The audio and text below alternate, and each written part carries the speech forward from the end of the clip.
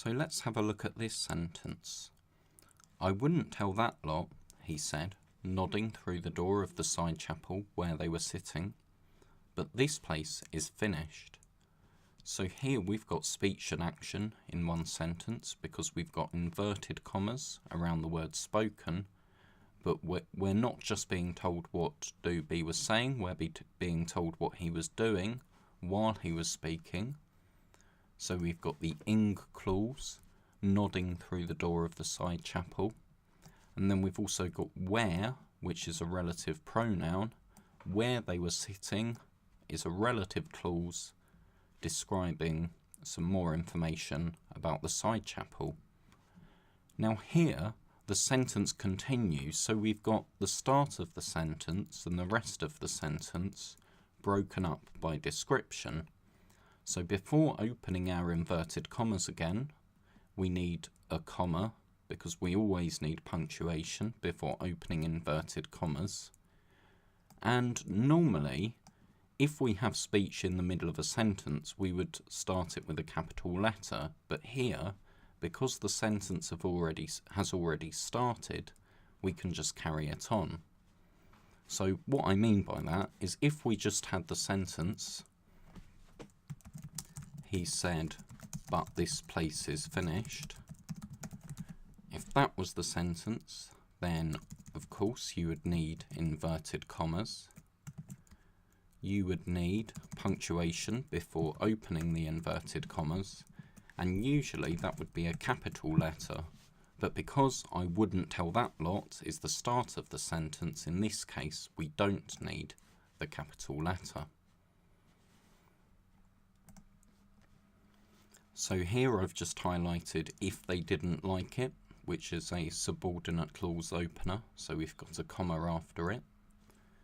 Here again we've got speech and action, so if we read this sentence we have, "You're the first good thing to come this way in a long time," Doobie said after a while, pushing his dark hair back into place. So again it's telling us what he was doing while he was speaking.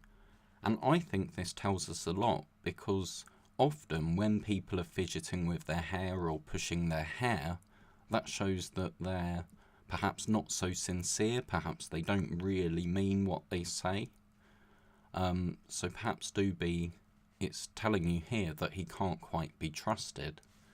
And again, of course, pushing his dark hair back into place, we've got an ing clause at the end of our sentence, and we need a comma separating it from the rest of the sentence. Now here we've got ellipses, though the dogs are no longer a problem, but there's others too. That, I think, shows that the character's thinking about what to say next, and I think in this case Doobie is perhaps considering explaining why the dogs are no longer a problem. But of course we can infer that Doobie has perhaps attacked the dogs and killed them all, or something horrible like that.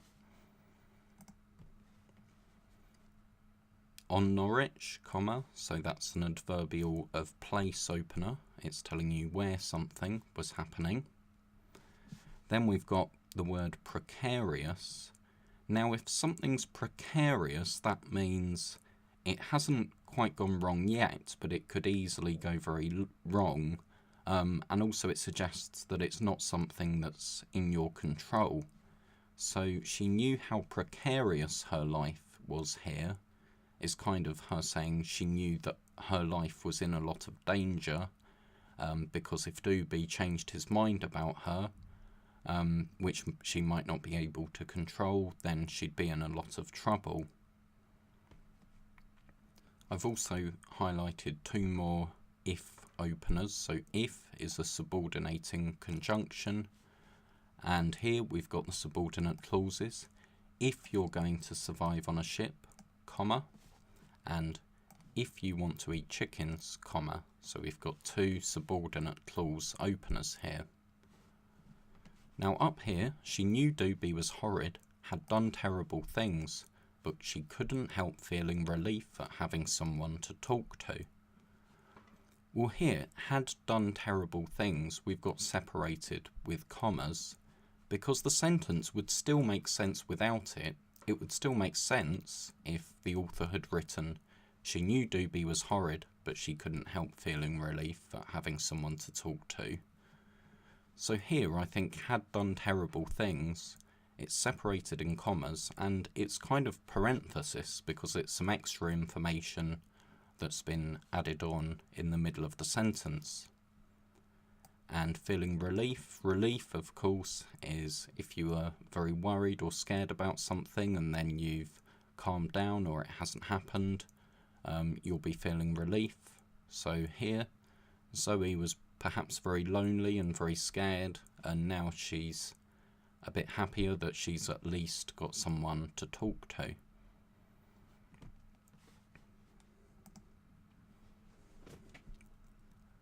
Now here we have seagulls' eggs, and notice the apostrophe is after the S, and that's because there's more than one seagull whose eggs they used to find.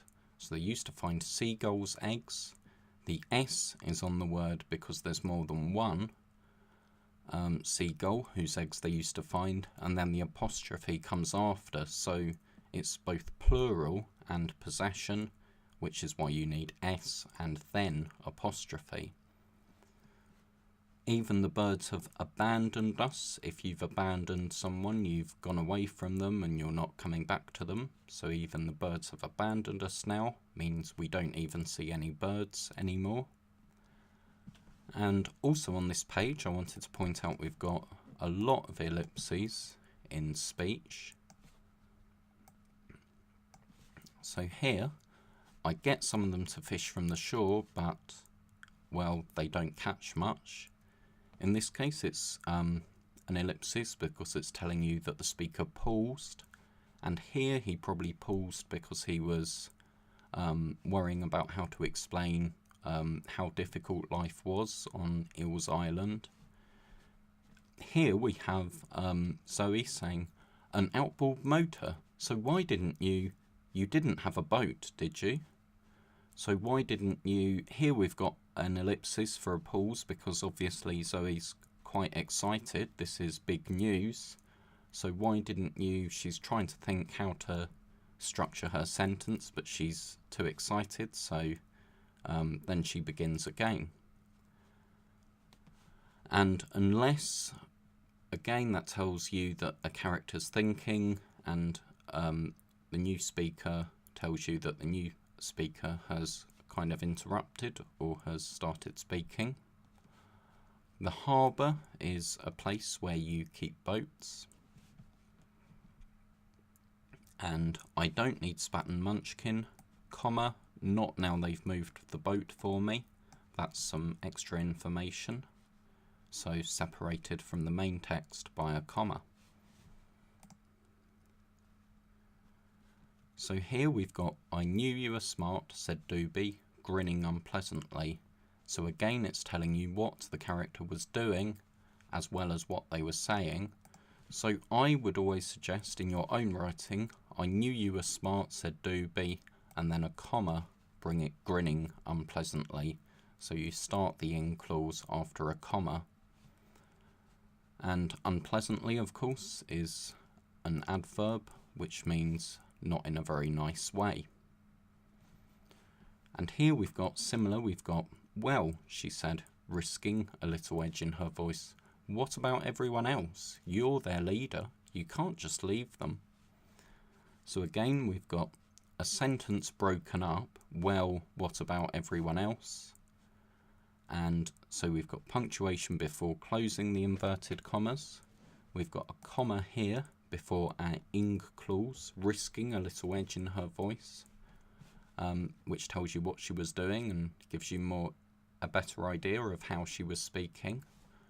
And then only because it's the same person speaking and because the sentence continues, we don't need a capital letter when we open our inverted commas again, but we do always need punctuation, so in this case a comma, before we open our inverted commas.